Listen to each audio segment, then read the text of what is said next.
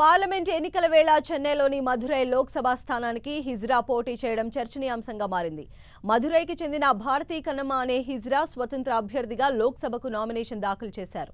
2014లో nomination వేసి ఓడిపోయిన భారతి ఈసారి తప్పకుండా తనకు మద్దతు దొరుకుతుందనే ధీమాతో ఉంది. మధుర మీనాక్షి అమ్మవారి వేషంలో రిటర్నింగ్ అధికారి వద్దకు వచ్చిన భారతీ కన్నమ్మ 2 సెట్ల నామినేషన్ పత్రాలను అందించింది. కుల, మత, జాతి భేదాలు లేకుండా ఓ హిజ్రాగా అన్ని వర్గాలకు మంచి చేయాలనే ఆలోచనతోనే తాను పోటీలో ఉన్నట్లు తెలిపింది Bharati. So I already nominated in 2014 also. Just now again I am nominating for SWH as an individual. So எதுக்காக நாங்க இது வந்து இந்து கிறிஸ்டின் முஸ்லீம் திருநங்கைகளுக்கு மட்டும் ஜாதி வேறுபாடு கிடையாது. அதை கொண்டாடத்தான் இவங்க 2 பேரையும் நான் கூட்டிகிட்டு வந்திருக்கோம்.